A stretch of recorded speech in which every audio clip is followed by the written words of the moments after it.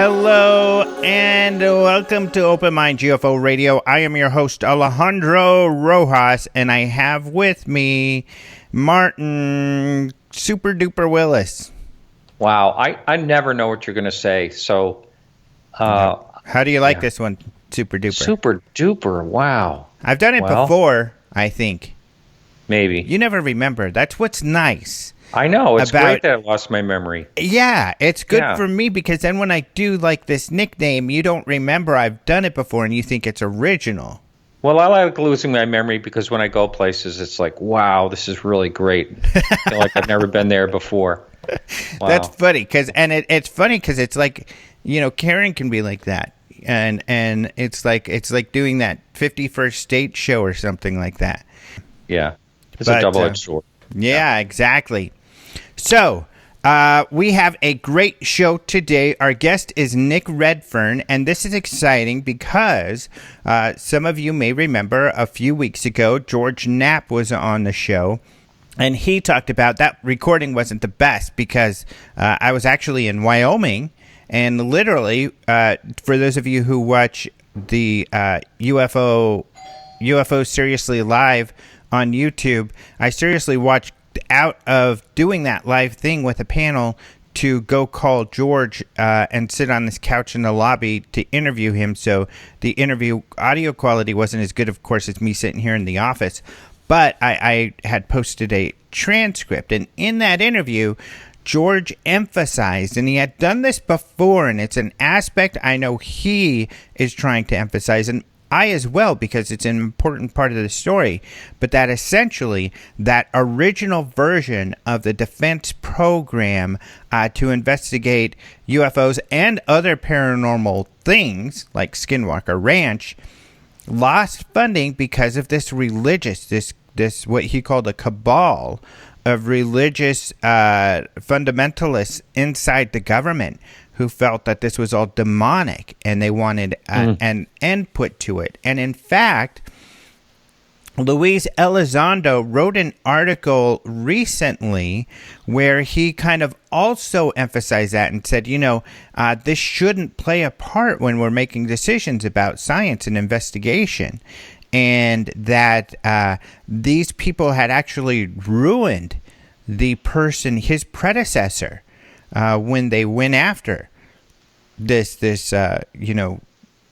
project to investigate the paranormal and everything. And certainly I know from talking to Lou that he said, you know, this is why we really, when that project ended, which was called OSAP, if you followed some of, you know, it's all complicated, but when that went under, then Elizondo created ATIP he kind of made the scope smaller, and they really were careful not to make any waves because they didn't want to draw the ire of these people either. So really fascinating. But George Knapp had mentioned that Nick Redfern had written about this and had done investigation about it. So today our guest is Nick Redfern, and we're going to be talking about this very topic.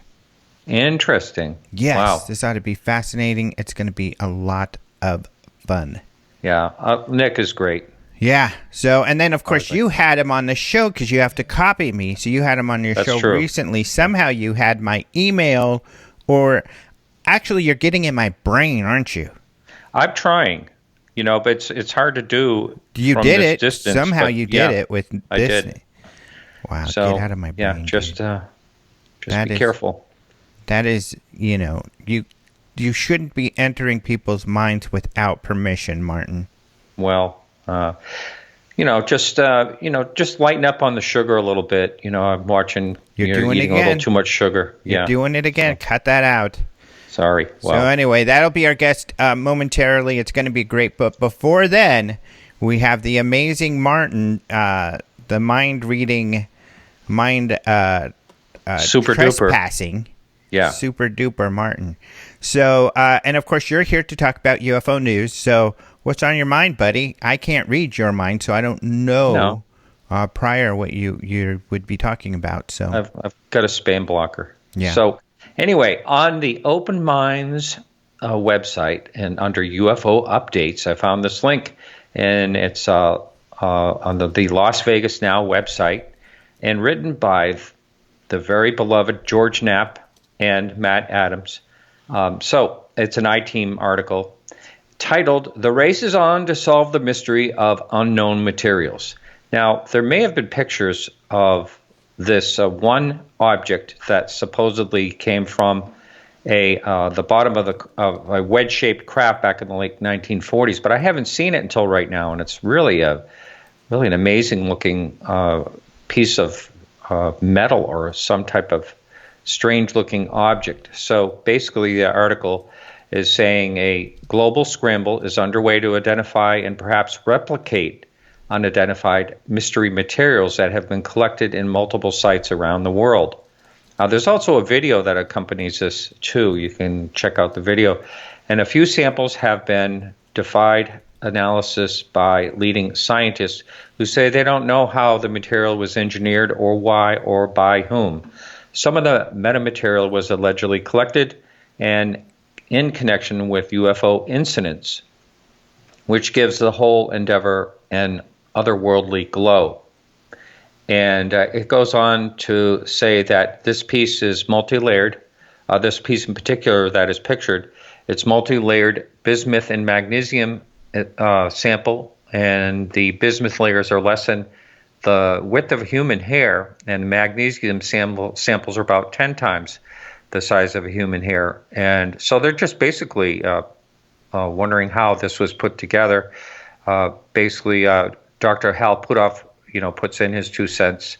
But anyway, it's being studied by several people. Now, as far as I know, it's very very costly, first of all, to do analysis of this type. And I'm just wondering where exactly. It doesn't really say. It says, different people are chiming in here, but it doesn't say what type of, they would have to get some unbiased type of, company that does this type of analysis. Do you know anything about that part of it? Not a whole lot. I think they haven't shared a lot purposefully, although if you go to the stars, they have talked about kind of some of the steps they would take, some of the testing that they would do. And essentially what happens is that when you go to a lab, especially for these sorts of tests, the lab itself is they have a reputation, because every lab needs to have a reputation that they do analysis correctly, and they provide accurate data, that they keep their machines clean or free of abnormalities that could affect the outcome. So in the past, when I've dealt with this sort of thing, the analysis gets done, then you have a set of data. And that data is pretty strong because every lab, there's not many labs that have this expensive equipment that you need. And so they have a reputation.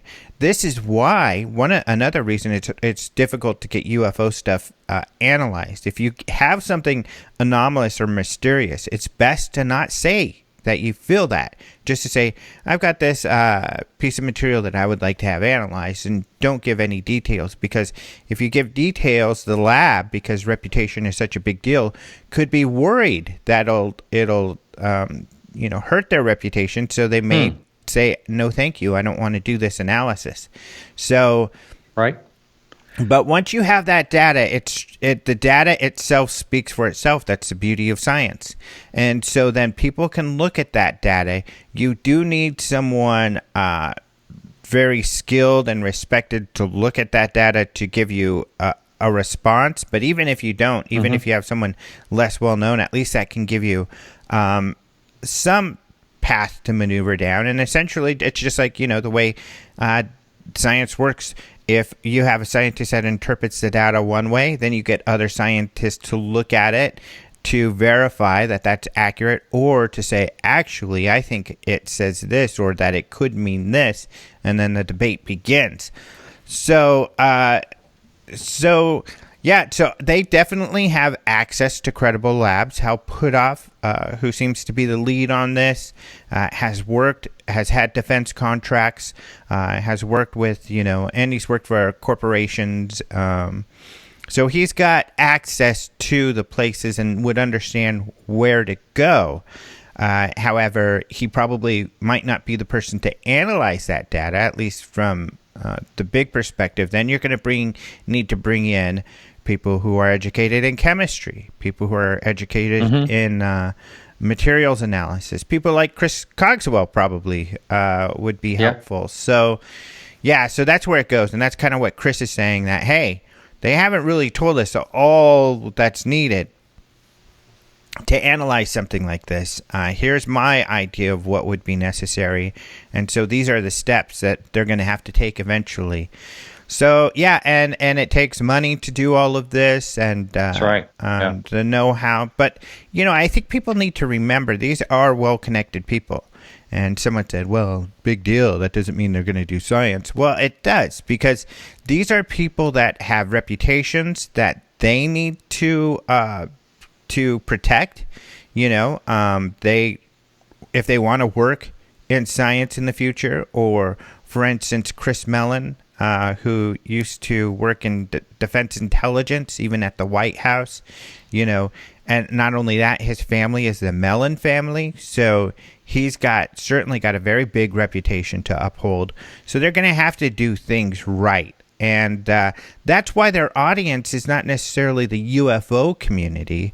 Their audience are the big dogs, the big guys out there. They want to prove to big science that, hey, we've got something anomalous here. If that's what they believe, they're going to have to prove that to the big guys, and they're going to get the attention from the big guys. That's why they got the attention from the New York Times and others. So another interesting thing about this material is that this material, and I believe it's what was called Art's Parts, but this is material that Linda Howe had for a period of time.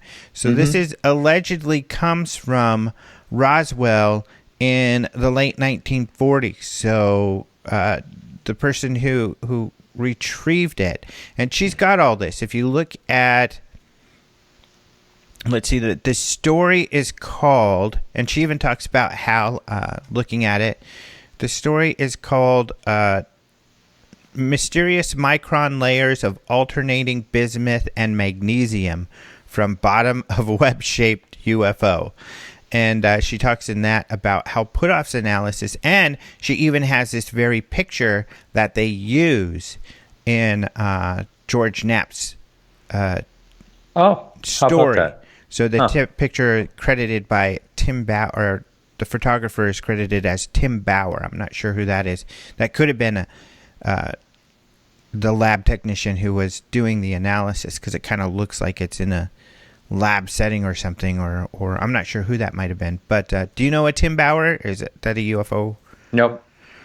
But we do have to be careful, because, like Chris pointed out on my show, they may think that these alternating layers are something that is interesting and could only be engineered. But then, you get a geologist who's worked in this field, who knows about this rare formation where it's a natural occurrence, because that is naturally occurring. That's something that happens in nature. And then we would know that it's not something that was engineered. So there's a lot of analysis that needs to be done. It has to be looked at different angles from different disciplines. And but the good thing, what the story you're talking about that George Knapp released confirms, is that this is the material they were talking about Bigelow having.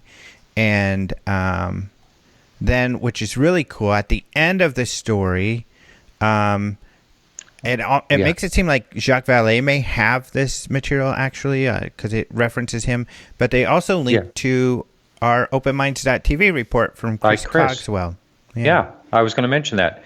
Yeah, I know at the very end it says Jacques Vallée invites the public to send inquiries or samples of mystery metal to him at the following address, gives him his address. I know he has been quietly involved, but this is the first time I've actually seen any public posting of him being involved in this. Yeah.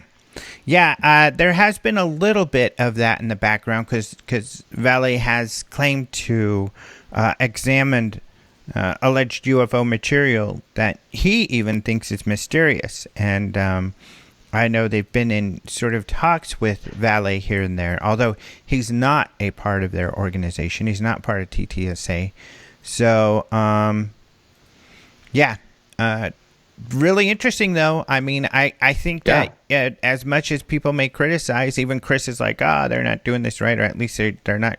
And as even me, I've even said, they should outline the steps that they're going to take and how they're going to communicate it with the public, which I still believe would be helpful on their part. But still, regardless of all of that, we all have our opinions of how things could be done. But it's extremely exciting that they're doing this, that, this sort of analysis is getting to this level, and that I think they know full well the scrutiny they're going to receive by making claims, and that makes it incumbent upon them, or is more kind of lights the fire under them to make sure they get this done and they get it done right. So I think this is all positive and fascinating.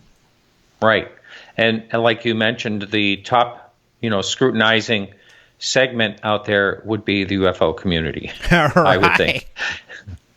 The UFO community. I like this saying. I don't know if I said it on the show, but I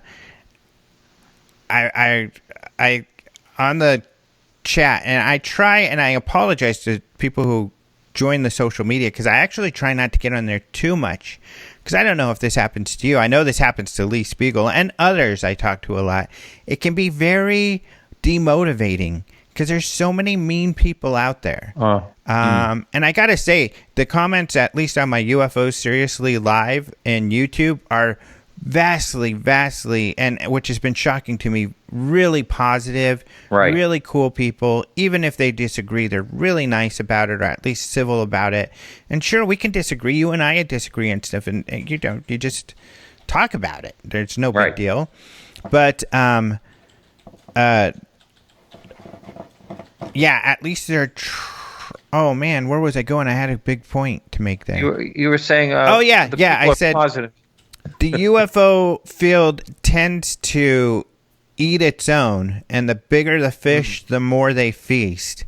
Of course, these big fishes like Tom DeLonge or Bigelow, people who have reputations and are known, and they contribute their efforts, and then they just get, just vile hate spewed at them. Yeah. From the people who you think should be excited about it. Yeah, it comes. I guess it comes with the territory. I mean, like you said, I'd say 95% of the comments on what I do are really positive and good, and then there is the, I don't know necessarily trolling, but there's actually some of that, but there's some vile comments do come along. That's for sure. Yep, it's mean, and I think there can be some jealousies, and I don't. I really don't get it all. I mean, if someone's doing the right work and they're trying and they have, they're making a great effort, then I think that's great. And I'm all for anyone that wants to, try to advance some type of knowledge in this mystery. So the story that you just referenced is on OpenMinds.tv. It's in the UFO headlines. It's the second story. And it's not the first, and I want to mention the first because the first is really exciting. Yeah. But the story after that is what we know and what we believe are not always the same thing. Here's how our perception of fact influences our worldview. This is an article on To the Stars, and this is that Lou Elizondo article I was talking about. It's a really great one because it uses his work in anti-terrorism, where we can't just go with our gut. We need the facts, or we can make tragic mistakes that cost people lives. And so he talks about why it's so important and why it is ingrained in him, to follow the facts. But the story after that is a link to the Stars Facebook from Lou Elizondo. And I had mentioned this before, but I didn't read it thoroughly. And I read it. And he actually, it kind of comes back to this. In this presentation that Tom DeLonge and Lou Elizondo did in Rome. They went to Rome, and the Rome government invited them, or the Italian government. And so they did this presentation with scientists and others. And in there, they show an image of Washington, D.C., 1952. That image is not real. It's not really UFOs. It's reflections. And so out of everything he did, that one mistake people pounced on, and they're like, oh, look, what an idiot. He's terrible. And I get so disappointed in my fellow, some of the researchers. And really, to be honest, I'm like, well, obviously they don't have their attention in the right direction. I'm not saying it's bad to point it out. In fact, I sent Lou an email and I said, hey, check this out. This is NICAP's website where they've got really good research on it. And he was very thankful. But on this Facebook post, he apologizes. He says, I said this, picture was real. I was actually using it just for demonstration purposes, and it's not real. And that was a mistake, and I apologize for that. So he actually apologized for it. And you know what? I do that too. I use that image in my presentations about the 1952 UFO wave because it's such an incredibly important event, I feel. In fact, you can find it on the front page of our YouTube channel or in our featured videos on the Open Minds YouTube, our report on that. And I even use that image. I'm careful to follow it up and say, this image is not, doesn't represent what really happened. Here's what we know about this image. And as far as I know, there are no images from that. Some people argue that with me, but I have not seen any legit images from that event. But I could very easily accidentally forget to say that or something, and which seems to be the case with Lou. It's not that big of a deal to say, oh, this whole thing is just a waste of time now because he screwed up this one thing on his presentation in Rome. Wow, throwing the baby out with the bathwater, so to speak. Yeah. But I thought that was pretty cool that he actually responded and apologized for that. That flub. It's the right thing to do, and he did it. So we only have like a minute. Him. And I want to hear your thought about this. Did you see that first link? I saw the link. Do you remember what it is? Yeah, Lawrence Fishburne. Yes, and what's he doing? He is to star, and he's also the executive producer for Sony Pictures Television UFO drama Rendlesham. Isn't that wild? Yeah, so there's going to be a Rendlesham TV series. I heard about this. Something was going to happen. So this is great. I hope they do a really good job with it. Yeah, and I wonder who they'll have play Colonel Holt. Who do you think should play Holt? Oh, my goodness. Wow, and such throwing that at me like that. Let me think. And for those of you who don't know, Colonel Holt was essentially the highest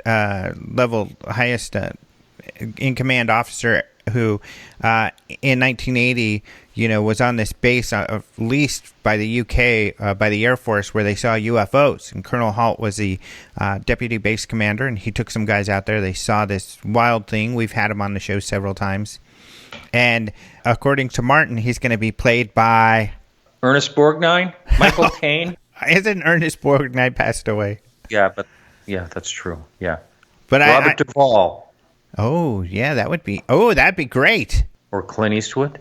Oh, that'd be good, too. Actually, my top vote would be Sam Nell. Do you know Sam who he is? Nell. Oh, Neil. He was, Sam Neill. Yeah, he was would on that Jurassic dinosaur Park. movie, Jurassic Park. Thank you very much. And with that, we ended where we began with your memory issues. Yeah, super duper. With that, we are out of time. Thank you so much for joining us, Martin Willis of Podcast UFO. You're very welcome. Ed Harris. Oh, okay. And right after this break, we will be back with Nick Redfern, played by Nick Redfern.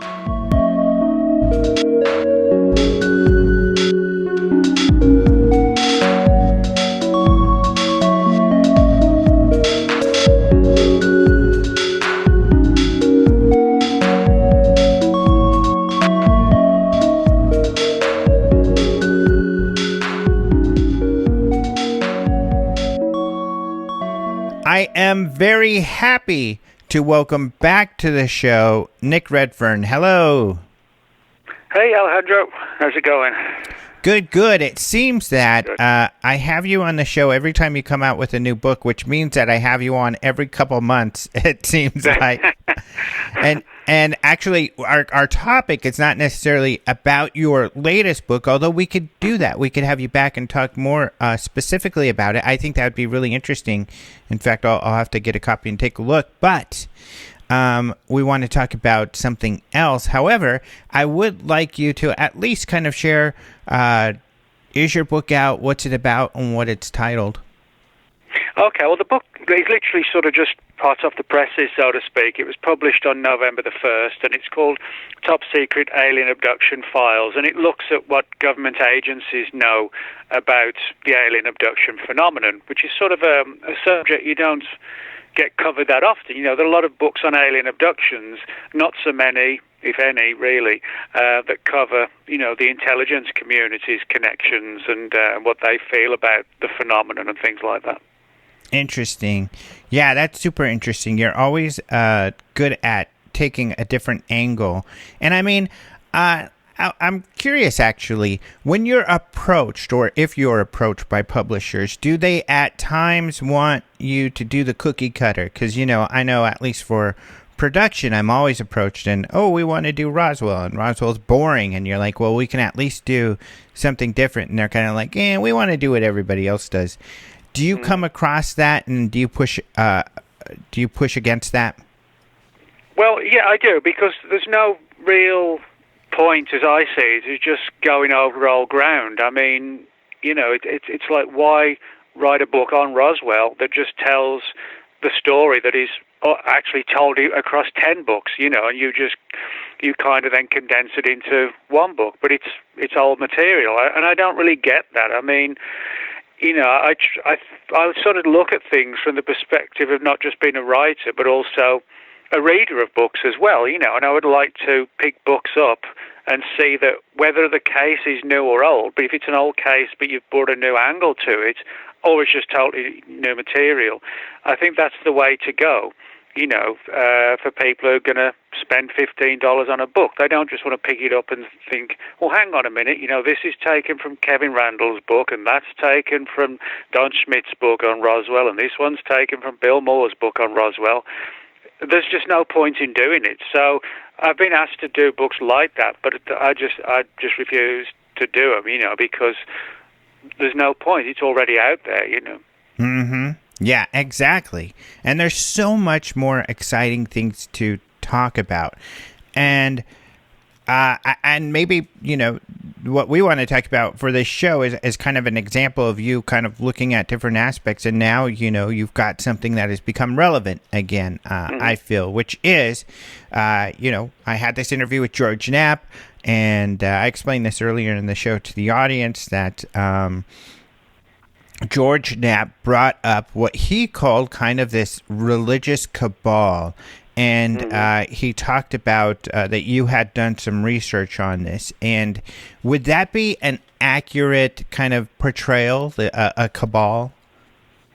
Well, yeah, it would actually. Now, the story itself is sort of in the public domain again right now, primarily because there's in relation to when, towards the end of last year, you know, when we had all the revelations through the New York Times about this secret UFO program, and then you had Senator Harry Reid, who got into it all, talking about how there were people in government that didn't want this research to be undertaken because they viewed it as demonic.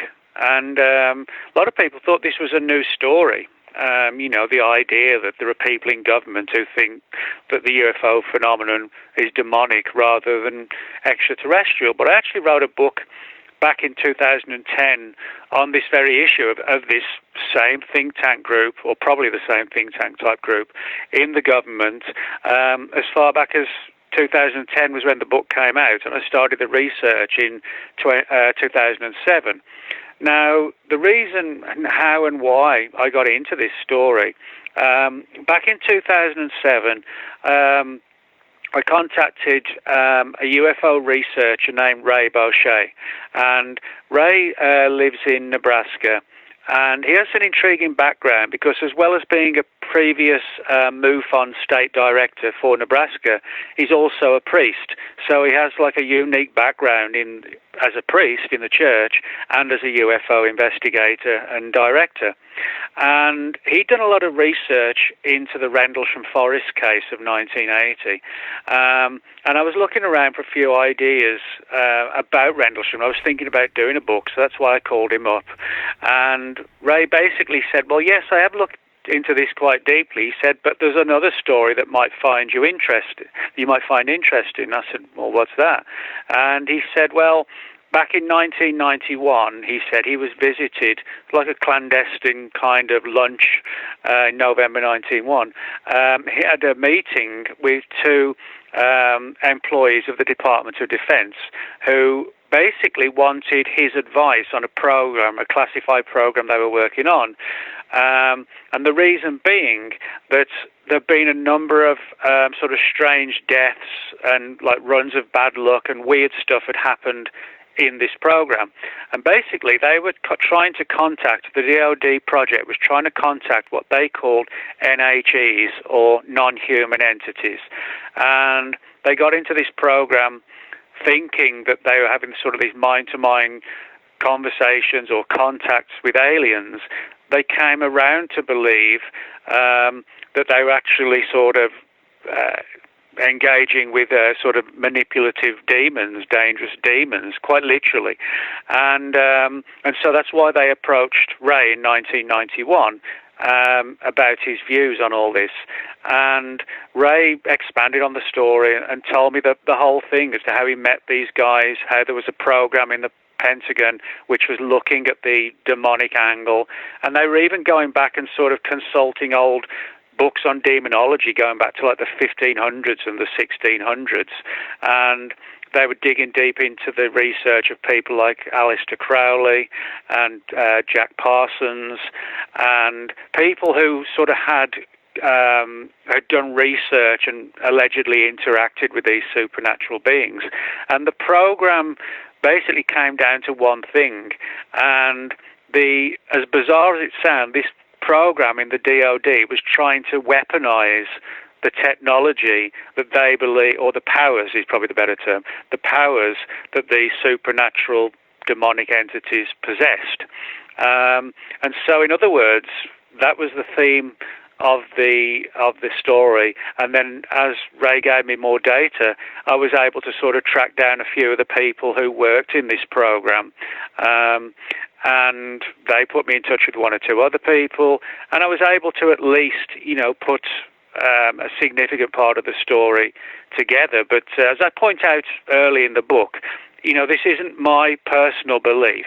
I always stress that in these interviews about the book. I'm not a particularly religious person, and I don't personally believe in demons, literal heaven and hell and horns and fiery pits and all that kind of thing, forked tails. I don't believe any of that.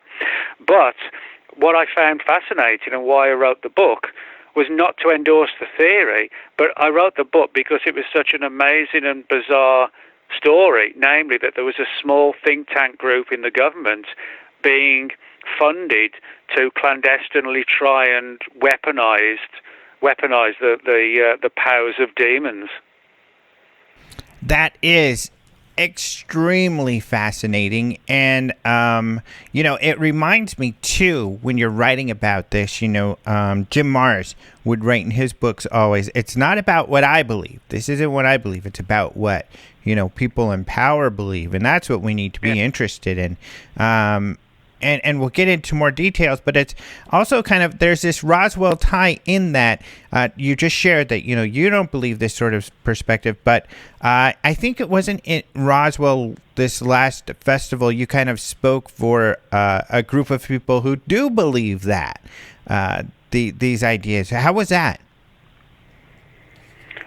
What, this story in relation to Roswell, you mean? Yeah, what was it like for you to be speaking for kind of this group that does believe in these things?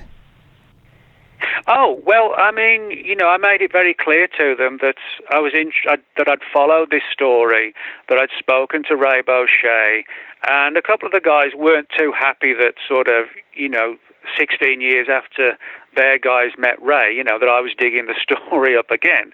But a couple of them were, well, a handful of them, 5 or 6, 7, something like that, were willing to speak to me. And they were sort of predominantly older guys who'd been in this program, actually going way back to the 1970s.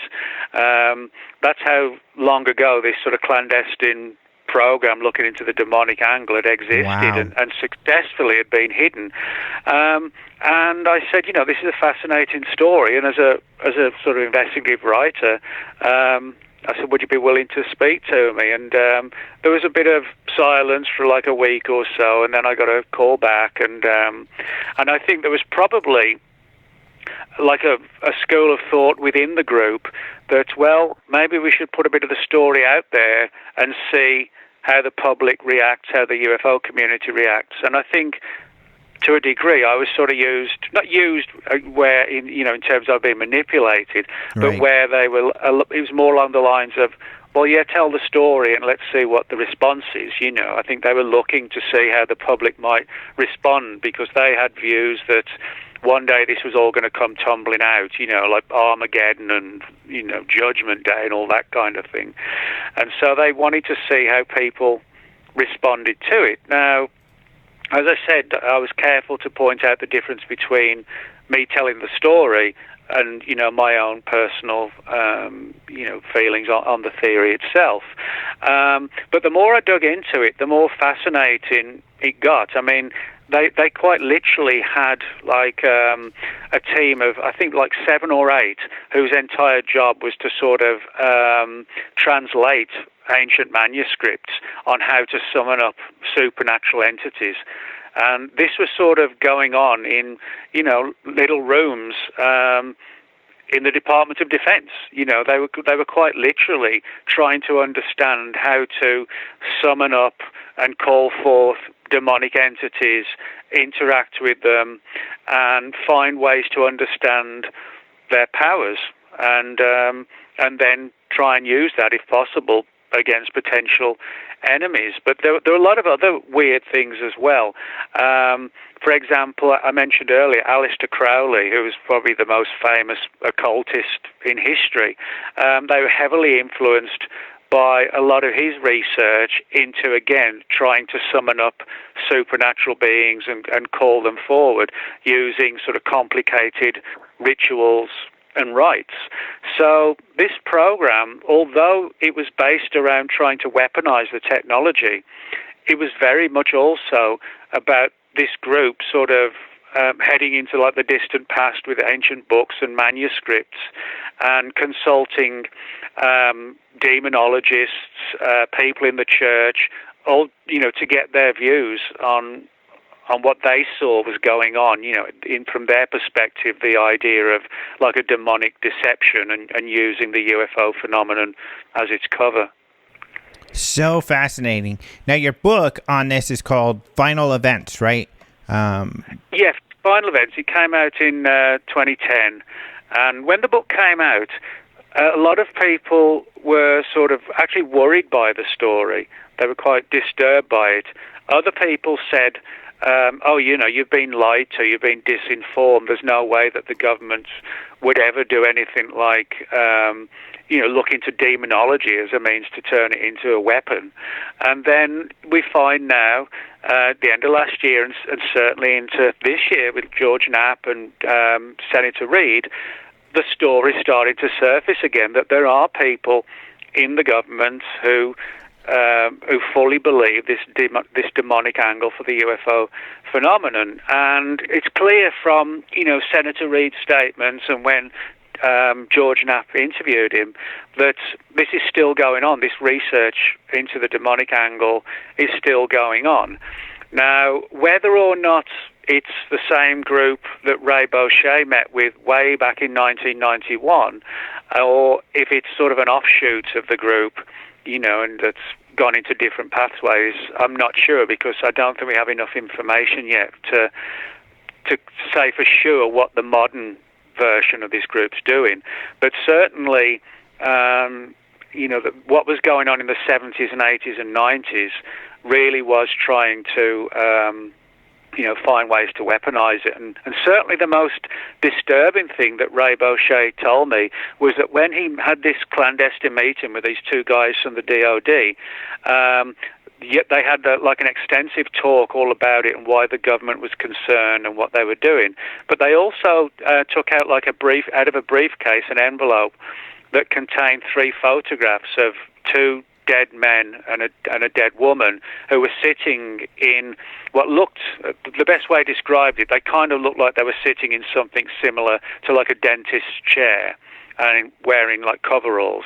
And the DOD guys told Ray that apparently the 3 people were volunteers who had tried to contact these demonic entities as a part of this Pentagon program and died in these chairs as a result.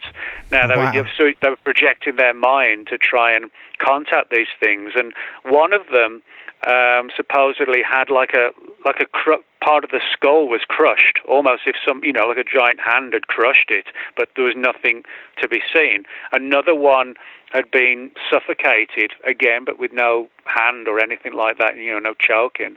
And the other one was through a heart attack.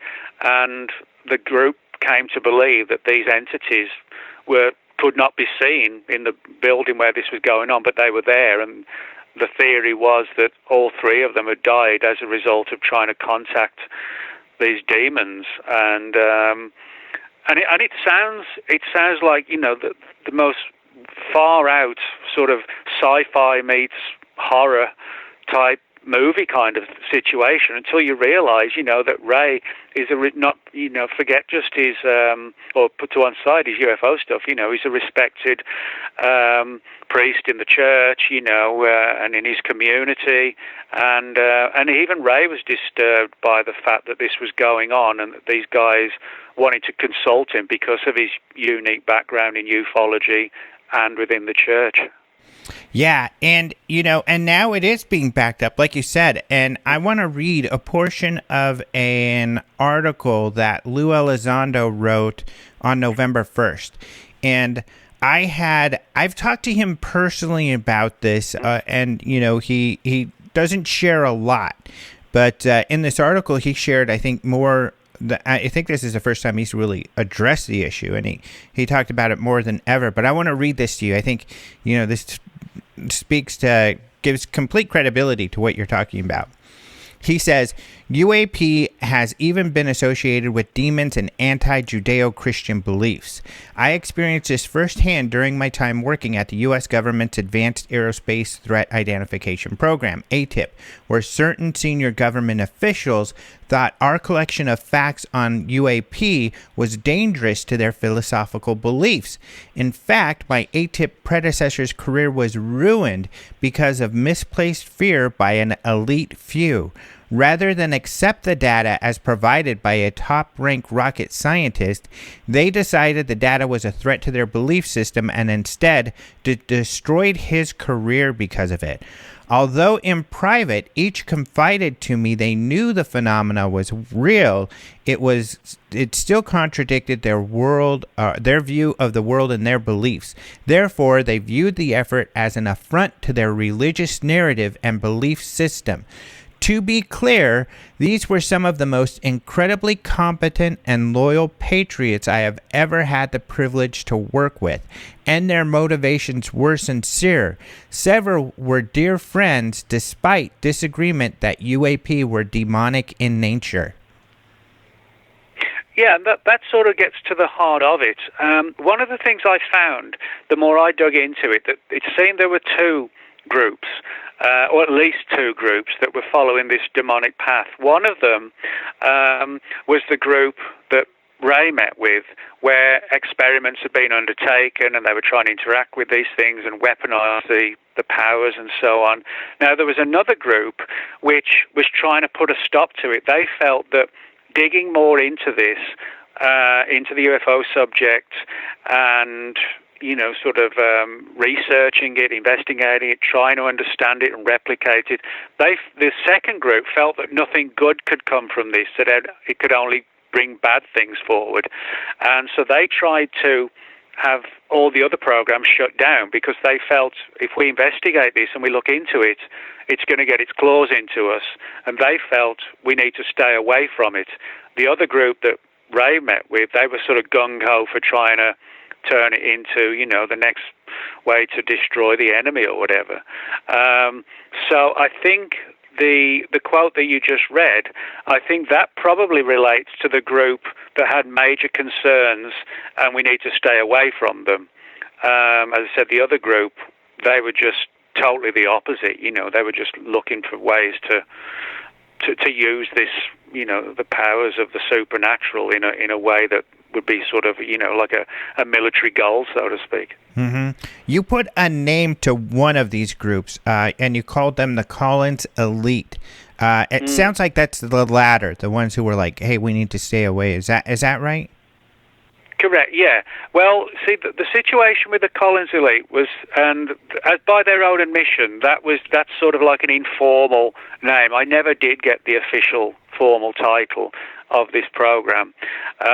In the same way, the CIA, their nickname is the Company, and I think it's kind of a similar situation where the Collins Elite told me, and as I've noted in the book, that it's not their real name. It's the informal name they use when talking to people who aren't cleared to know, the full program name, which clearly is a classified name and which has not surfaced to the best of my knowledge, at least. But the Collins Elite, they kind of splintered as well, where some of them felt, well, all of them felt that the phenomenon was demonic, and some of them sort of splintered into the other group where they were like, yeah, we just need to understand these powers, because one day if somebody was to launch a sneak attack and we get taken out, we could do a better job if we had something that was supernatural and so powerful that no one could beat us. So some of them in the Collins Elite did go over to the other side, if you like, the darker side, so to speak. But others moved over to the other group, which I think is relevant, again, to the quote you made, that they saw it as something we should not be messing around with and tampering with, and so on. So it does get complicated, admittedly, when you have different factions, both believing in the demonic angle, but both of them approaching it from a very different angle. One just trying to embrace it, and the other one like, hell no, we've got to keep away from these things. Right. Now, it's almost time for a break, so we're going to take a break here really quick, and then we will get back more into this. But I think, especially today, this is really fascinating, and there's a bit of a disconnect in that I think people feel like, oh, in this day and age, we don't have this stuff going on in our military or otherwise. But then again, if you look at our politics of the day, certainly they're very influenced by people with these kind of sort of beliefs. We see it on a regular basis, and it plays heavily into the politics of the day, especially during elections when we've got one. Well, a lot of people are going to be listening to this on Tuesday, so it'll be election day. But anyway, we're going to take a quick break. We will be right back with Nick Redfern to talk more about this extremely fascinating and not discussed often topic. By the way, just to give you the full title of his book, it's Final Events and the Secret Government Group on Demonic UFOs, and the Afterlife. A must-have book, I think, especially today, to understand, what another thing that we face, investigating UFOs, or the government having a role in that. But we're going to take a short break, and we'll be right back with Open Minds UFO Radio.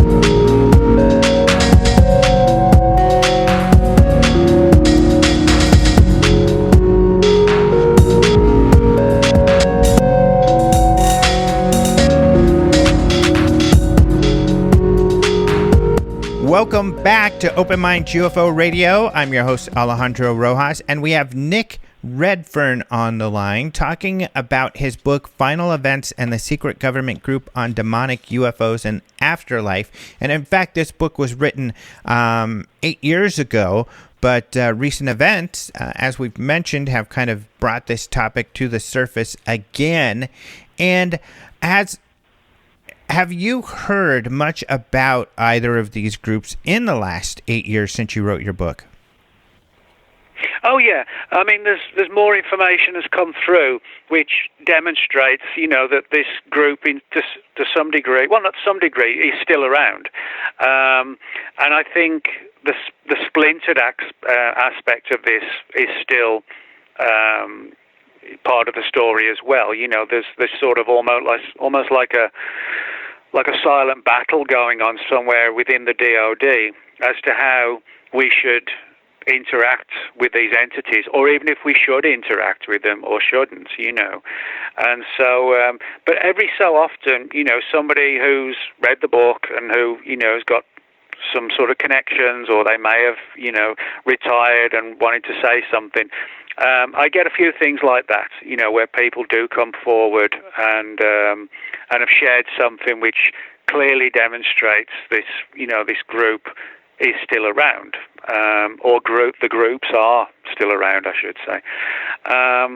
But I think, this kind of, in an ironic way, it kind of tells us just as much about us as it does about the group. I mean, you could put 20 people in a room in a restaurant and, they'd have different views on religion and which religion is real or any real and so on. And that's what you had with these groups in the government. That a lot of them, even by their own admission, they were driven by belief systems, and different belief systems clashed with somebody else's belief system. And so that's why I think there was this sort of like butting of heads between the groups, because so much of it was belief driven. They were sure that they were contacting something, from like a multi-dimensional state, that kind of thing. And some of them did actually just take the view, well, these could be just like extra-dimensional entities and we don't understand what they are. Other people in the group were saying, no, because we've had all these runs of bad luck and people have died, this shows, it's negative, so they have to be demons from hell. That was sort of the leap they took. But I still, as you said, as I said in relation to the question, I still get people who contact me who've had some sort of interaction. One, for example, about 18 months ago, was another priest, coincidentally, and he said he'd been sort of brought into the fold, so to speak, in 1987, and it was nothing sinister or weird. They just basically asked him to sign a non-disclosure, and would he be willing to talk a little bit about the various views over the centuries of what the human soul is, and is it an energy? Is it a part of us? Is it some residue that stays behind, or, but he said it was basically like a DOD group, and he gave sort of an informal lecture for about 15 or 16 guys on this program in 1987, and then there was sort of a Q&A where it was clear from the questions they were asking him that they were, back then, even in 87, looking at this from a military perspective. And, I think one big takeaway, and this is something kind of you're reinforcing, is that there are, these worldviews, kind of like Lou had mentioned, and the worldviews that you talk about in the book, such as, Armageddon and paving the way for Judgment Day and all of this. There are people that strongly believe these things, and it has influences a lot of their decision making. But there are many of these people, more so, I think, than people realize, because we, of course, don't see this on the news, people talking about, well, what about the demon aspect, and how are demons, affecting today's, are they hacking or, getting into the voting systems or something? We hear about Russia and the enemies, but this is more prominent than perhaps many believe. Yeah, and I think one of the most disturbing things about all this, when you're talking about Judgment Day and things like that, it was clear from the people who I spoke to, and I think also with Ray and the guys he spoke to, that it became clear that there were, and probably still are, people of power and influence within government, the military, and the intelligence community who absolutely do believe that, the end is around the corner. And they're not fearful of it. They're ready to embrace it, because they take the view that it's going to be like rapture, and they're all going to be taken away to a positive place.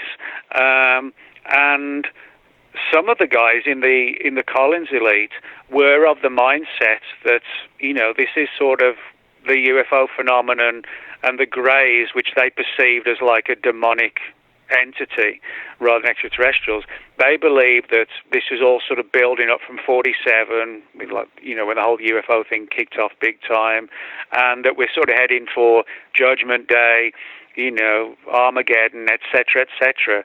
And they actually were ready for it. They felt they feel it's inevitable, and that it's on the cards, so to speak. And so for that reason, you have people who, in positions of power, who feel that, it's inevitable that we are going to do some sort of battle with these demonic entities, and that's why we need to be prepared. They're fully convinced that this battle one day is going to occur, And we see this in the UFO field, because of course there are people who believe they're channeling aliens, and some say, we're on the verge of a battle with aliens. Others believe, more prominent seems to be the idea that disclosure is going to happen tomorrow, and we've both and researchers who have been in this longer than us have been hearing this for decades. So it always seems like there a lot of people believe, there's some kind of big change or event that is just around the corner. Yeah, and when you said about, channeling this and channeling that, you can go back throughout ufology and find, multiple theories for what the UFO phenomenon is. The Collins elite and these associated groups took the view they're demons. I guess within ufology, the overriding view is that they're extraterrestrials. But then you had people like John Keel, who sort of viewed them as what he called ultra-terrestrials that sort of coexisted alongside us in multi-dimensions, and he also pointed out some of the parallels between ufology and demonology. Then you have other people who sort of take the time travel theory, is it actually us from the future coming back? So, you can look at the whole phenomenon from very different perspectives, and I think that's what the Collins elite did. But as I said, for me, the most fascinating thing was not so much what these people believed, but who they were, the positions they held, and how that influenced significant players, in U.S. national security. Right. And what were some of the other areas that you saw this organization having success in influencing? Oh, well, one of the weirder ones was their view on Roswell. They absolutely believed that something did come down at Roswell that was non-human, but their view was that these demonic entities have the ability to manipulate matter, and quite literally manipulate matter. And they came to believe that the field of debris on the Foster Ranch in New Mexico, the Roswell incident, they came to believe that these demonic entities, had kind of weaved the so-called memory metal by manipulating matter, and they felt that also the small bodies were the creations of these demons as well, sort of like, again, manipulating matter to create like an entity that never really lived, but you create the ruse of it having lived. In other words, they viewed Roswell as like a Trojan horse kind of situation, where they made it look like that aliens had crashed and that they were vulnerable, and that we would perceive them as extraterrestrials and potentially vulnerable, but we would then be, caught in this cycle of, oh, it's okay, guys, they came here, they crashed, they're not invincible after all. And that was the way they looked at it. They viewed Roswell was like I said, like a Trojan horse designed to present this image of vulnerable ETs, when they were really doing it as a means to start the whole belief system in aliens. See, that's a really interesting aspect as well. And I've talked with, actually, I think I talked with Knapp and Elizondo about this, is this idea of wanting to have knowledge. And you talked about this groups, because I actually was not aware of the other group so much. I was trying to harness, what the powers of the demons, as opposed to trying to stay away. But it seems, there's especially with the organizations that are like, oh my gosh, we got to stop looking into UFOs because this is, us meddling with demonic powers. Is kind of this assumption that there's no way that we are completely powerless against these forces. And the argument that I guess Lewis even made is, don't you want to know more about these powers, and that maybe we can have some more understanding of what we're up against? Yeah, and I think that was kind of like the dilemma that a lot of these people were in. They fully believed that there were powers that could be harnessed, but the question was, well, if we try and do that, where are we going to stop? Will we end up as bad as them because we're actually embracing, demonic powers and skills? So a lot of them, and certainly the two guys that Ray Boucher met, they felt that they were in like a religious dilemma, where they got into this program to try and further like the U.S. Weapon systems, and not realizing until it was too late and they were fully in it, that they seemed to be dealing with something that was not extraterrestrial, but which was manipulative, which presented itself as extraterrestrial when it was really something else. And then you had these weird runs of bad luck and deaths and ill health, and just like a dark cloud had come over it. So, you can understand as to why some of the people felt we just got to keep going. It's like the train's all the way down the track already. There's no point trying to stop it. Others felt that, that nothing good can come from this. But again, religion divides people all around the world. So why shouldn't it divide people within government? Right. Yeah. I mean, it's funny because, all of this conversation just makes the mind kind of twirl. It makes it buzz. You think about so many different aspects that this would affect, and how crazy how fascinating it is. And there are people, even serious researchers in the UFO sector, we'll call it, who do agree in that messages that they believe are credible, that have been received by individuals seemingly from elsewhere, they assume to be from extraterrestrials, have been deceptive. Even in the write-up that George Knapp had posted from Bigelow Aerospace's group who researched Hunt for Skinwalker, warned against that. They said they felt that this phenomena was deceiving them, and they had to take measures to prepare for that. Mm-hmm. Yeah, and I think, you put all that stuff together, the George Knapp material, Senator Reid, the UFO program and the quotes coming out of there, and then you add that to my book, which came out in 2010, Ray Boucher, who had the meetings, or a meeting, back in 91, and some of the other people I spoke to who were consulted by the group back in the 70s, it demonstrates how long this has been going on and has been successfully hidden.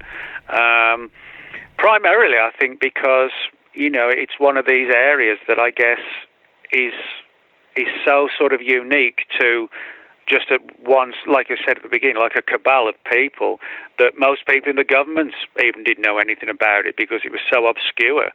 But, it seems it's coming now more into the to the fore, so to speak, now. It's so fascinating. So I also want to ask you a little bit more about if you could share kind of the story of Jack Parsons, because he's a very interesting individual, an actual rocket scientist. Yeah. Well, Jack Parsons, in the 1930s, he was one of the not just the United States, but the world's, one of the world's foremost experts in the field of rocketry. And he performed, a lot of rocket experiments out in the desert and also out in Pasadena, California, where he and several colleagues actually established NASA's, what would become NASA's Jet Propulsion Lab, the JPL. And a lot of people don't know this, but NASA's JPL, and every Halloween, they have this little ritual to Jack Parsons where they all get dressed. They dress up these mannequins in like white, like scientific coats, that kind of thing. And they have this ritual. It's essentially kind of paying homage to Jack Parsons. Now, a lot of people don't know this, but Jack Parsons, as well as being a noted rocket scientist who actually has a crater named after him on the surface of the moon, he was also someone heavily involved in the occult, and he actually ran the Pasadena branch of Aleister Crowley's organization as well. And on top of that, Parsons was someone who was heavily involved in sort of trying to invoke supernatural entities, and at the very same time that he got a top secret clearance with the Army, Navy, and the Air Force. So again, this is going back to the 40s. And so you have this man, Jack Parsons, working on top secret programs for the U.S. government, but at the same time engaging in rituals to try and summon through supernatural entities. So you can see easily that there's been this relationship between the U.S. government and the occult that has gone back decades. Now, one of the interesting things that Ray Boucher's sources said to him, they didn't want to talk too much about Jack Parsons, but one of them said to Ray, Parsons was the start of it all. And what's interesting is that a lot of Parsons' really deep, extensive and lengthy plans and programs to invoke these things through occurred in 1946, which is just 1 year before the whole flying saucer phenomenon kicked off. So, and the Collins elite came to believe there was a connection there, that they didn't feel it was coincidence, that that Parsons in 46 and 47 was doing all this, and then suddenly we have the modern era of ufology. They felt that Parsons had sort of opened the door that allowed everything to kick off in 47. And it's still here, and the door's still open. Well, I mean, one other thing, again, sort of demonstrate the negative side of this. Parsons died in 1952 in a violent explosion in his lab at Pasadena. His legs were shattered. He's lost an arm. He just about survived the drive to hospital and then and died. So, it was almost like that's sort of like a Faustian pact. You know what I mean? You do a deal with the devil, and that's what's going to happen to you. That's how the Collins elite believed it. They felt that Parsons basically got into this, and then these creatures turned on him, and he lost his life in the process. Oh wow! So and I guess just to top this off, you were probably aware, but all of this is fascinating. But I brought him up on Wikipedia here, and there's this line that in 1947, Parsons separated from his wife Helen after having an affair with her sister Sarah, and then Sarah left him for L. Ron Hubbard. Yep.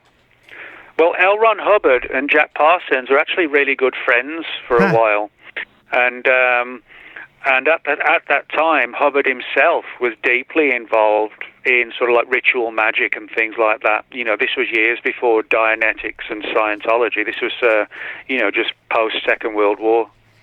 Wow, so fascinating. So we are out of time. Thank you so much for being on the show. And I think that, your book, and especially what's come to pass recently, I think that we have, and not you, I think you've taken this more seriously than most, that people have kind of, they're really blasé about, those are the people who believe that aliens are demons. First of all, many of them are nice. Guy Malone, who you talked to in Roswell, I like Guy. He's a good guy. But that this is something that we should all be taking much more seriously than I think people do. Well, I mean, although I don't sort of buy into the literal hell angle, what I would say is that, the U in UFO still stands unidentified, and we really don't know for sure what, for example, the Greys are. We know they interact with us and their abduction stories and people see in their bedrooms and so on. But, if somebody asked us to, reply 100% truthfully and accurately and said, what do you think they are?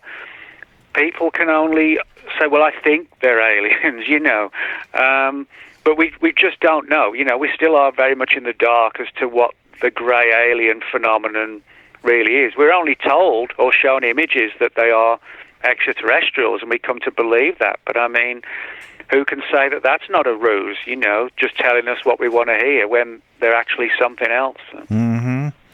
All right. Well, thank you so much. The best place to go to find out more information about you is nickredfern14.blogspot.com. Is that right? Yep, that's perfect, Alejandro. Thanks, yep. All right. And they can find all your books. And, of course, you've got all your books on Amazon as well. Yeah, they're all available on Amazon, and probably about 50-60% you can get off the shelves in Barnes & Noble. Great. Well, thank you so much for taking the time to be on the show.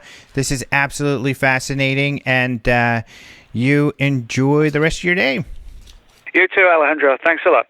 Thank you so much to Nick Redfern for joining us once again on the show. He's always fascinating, and this topic is I just had the greatest time because, we've got this article from George Knapp. He's been pushing this idea that these religious factions had such an effect on the funding getting taken away from the government UFO paranormal studies.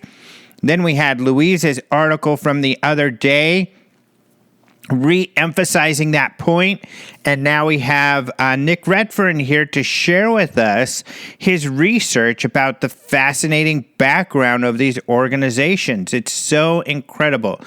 So just really, really happy to have Nick here to talk about that.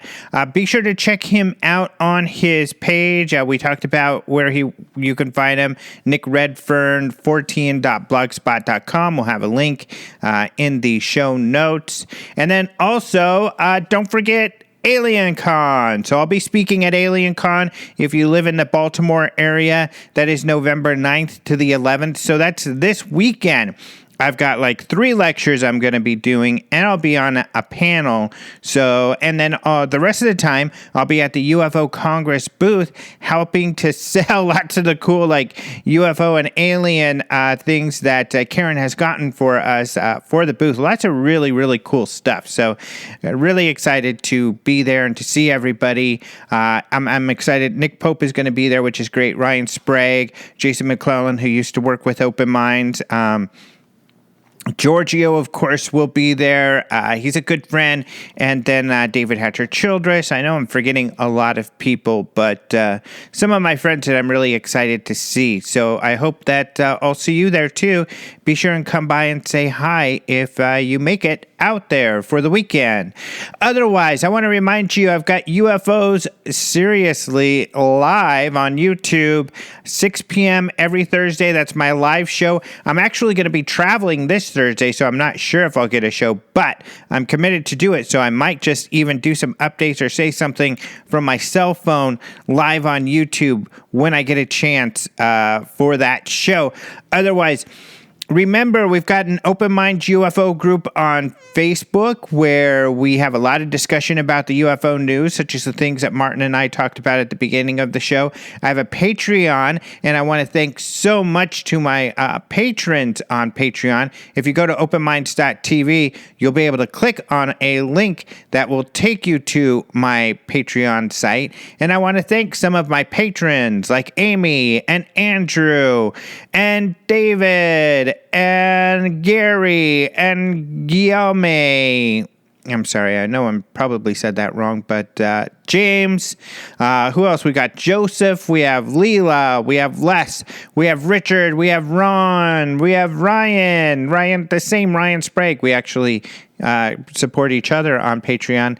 Stuart and Waylon. That's just some of them. So thank you all so much for helping me out there. And you can check out a lot of my latest information. In fact, in this last week, I had a great interview with an astronaut who helped with the television or the movie First Man. He helped make it realistic, but his story is super fascinating. He was a capsule commander during Apollo 15, in which he was alone in this capsule for several days orbiting the moon. I've got the story on it on Den of Geek, and you can see that at my Patreon site or on my social media. Check out ufocongress.com. We'll have information there soon about the upcoming conference. In fact, we have the location and stuff like that there. And then all of these cool products that we're going to be selling at Alien Con, we will have up at the site. In fact, when I was doing UFO Seriously Live, people could see this lamp that we have where it's got this UFO that blinks and these LEDs that glow, and it actually hovers. It is literally anti-gravity. It uses magnets, but this UFO hovers, and it's a Bluetooth speaker.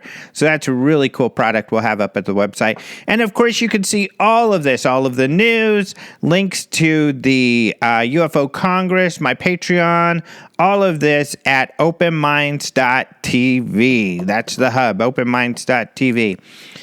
Thank you to Caleb Hanks for the opening and close music. I always get people saying how cool it is, and I love it as well. More information at the Open Minds UFO Radio page on how to find out more about Caleb's awesome music. Thank you to Systematics for the bumper music. And of course, thank you to you, the listeners. We will have a show next week, and in fact, I'll be interviewing Calvin Parker of the Pascagoula incident. I'll be telling you more about that next week. Until then, adios, muchachos.